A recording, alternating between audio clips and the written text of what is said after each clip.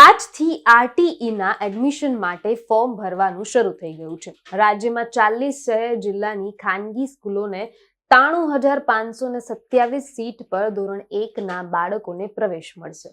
આ 13 category fulfil થશે તો જ આ એડમિશન આપવામાં આવશે. વિગતવાર વાત કરીશું આ વિડીયો દરમિયાન. નમસ્કાર, હું જાનવી બારોટ, BB ન્યૂઝ ગુજરાતમાં આપનું હાર્દિક સ્વાગત કરું છું. ગુજરાત સરકાર દ્વારા ખાનગી સ્કૂલોમાં 25% બેઠક ઉપર ગરીબ અને જરૂરિયાતમંદ બાળક માટે ધોરણ 1માં મફત પ્રવેશ માટે આરટીઈ એટલે રાઇટ ટુ એજ્યુકેશન હેઠળ પ્રવેશ માટે ઓનલાઈન ફોર્મ ભરવાનું આજે 28 ફેબ્રુઆરીના શુક્રવારથી શરૂ થઈ ગયું છે. 12 માર્ચ સુધી વાલીઓએ ઓનલાઈન ફોર્મ ભરી શકાય છે. અરજદારોએ ઓનલાઈન અરજી માટે rte.orpgujarat.com પર કરી શકાય છે. ગુજરાતના 40 શહેર અને જિલ્લામાં ખાનગી સ્કૂલોની 93,527 સીટ પર ધોરણ 1ના વિદ્યાર્થીઓને પ્રવેશ મળશે. આર્થિક નબળા અને જરૂરિયાતમંદ વિદ્યાર્થીઓને ધોરણ 8 સુધી ફ્રી એજ્યુકેશન મળી શકે છે, જેમાં ગ્રામીણ વિસ્તારના વાર્ષિક આવક મર્યાદિત 1.20 લાખ તો શહેરીજનોમાં 1.50 લાખ રાખવામાં આવી છે, જેમાં અલગ અલગ 13 કેટેગરીના અગ્રતા આપવામાં આવશે.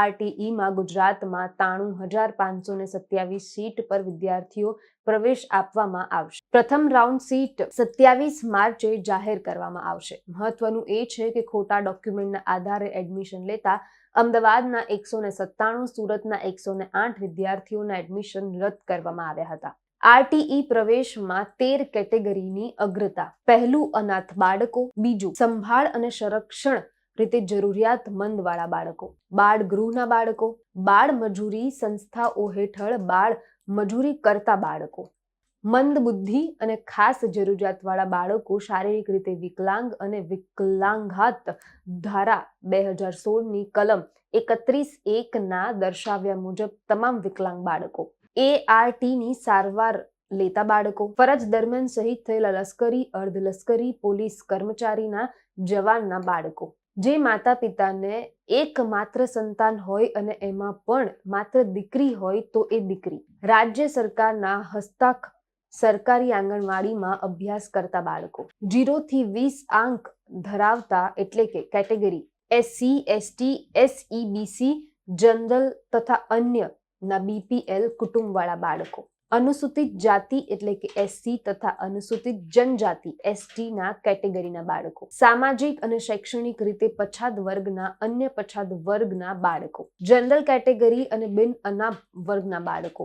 નોંધ: અગ્રતા ક્રમ 8, 9, 11, 12 અને 13માં આવતા બાળકો માટે ગ્રામ્ય વિસ્તારમાં વાર્ષિક આવક ₹1,20,000 અને શહેરી વિસ્તારમાં ₹1,50,000 મર્યાદિત રહેશે. પ્રવેશ માટે કેટેગરીમાં અગ્રતા આવકની અગ્રતા વધારે હોવી જોઈએ. વાલીની પસંદ કરેલી સ્કૂલની અગ્રતા વગેરે એ ડોક્યુમેન્ટ ઓરિજિનલ હોવા જોઈએ.